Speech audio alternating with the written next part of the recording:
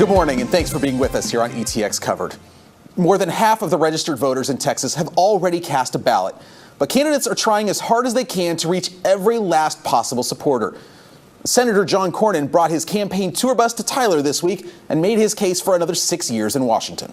What kind of vote share do you think you need from East Texas to win re-election?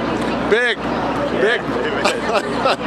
No, Senator Cruz in 2018, I think, outside of the major urban areas, if it hadn't been for places like East Texas coming in 2-1, he might not have won that race. It was less than 3 points. So we need everybody to get out and vote and take all your friends and family with you.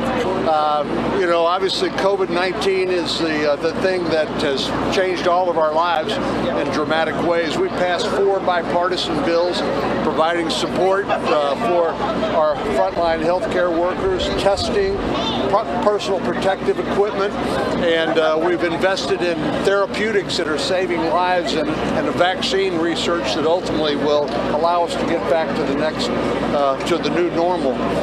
But we've also helped people who, through no fault of their own, find themselves out of work. Particularly folks at restaurants and bars and the like. Everybody's been affected, but some people just been basically laid off and don't have any income. So we were able to provide direct payments to them. We were able to provide enhanced unemployment insurance benefits, as well as support our small businesses through the Paycheck Protection Program. There's more we need to do, and I wish Nancy Pelosi would accept yes for an answer. We've offered 4 different bills for $500 billion additional assistance, and she's turned it down. The only thing I can figure is she thinks that people being in pain and anxious and worried about their future is good politics for her.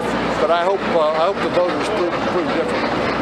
Well, I'm optimistic, but I understand, that, like I said, the candidate who gets the most votes wins. And I know the other side is very energized, and they are pouring tens of millions of dollars in here from the East Coast and West Coast and Washington, D.C., because they sense an opportunity.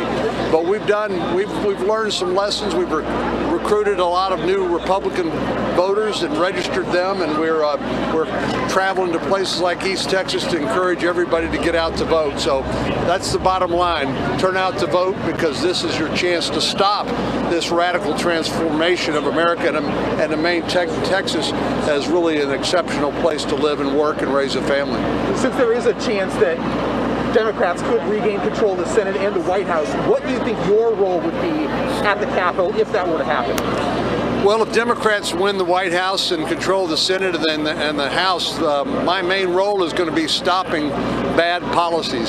Things like eliminating our oil and gas industry, moving to single-payer systems, packing the courts. I hope we're not in that position, but I hope we're actually in a position to work together to make progress together on the economy, on health care, and the like. But if Democrats run the table, then my role will be the loyal opposition, stopping bad policies, and particularly policies that would try to transform Texas and make us look more like the rest of the country. We need to make the rest of the country look more like Texas.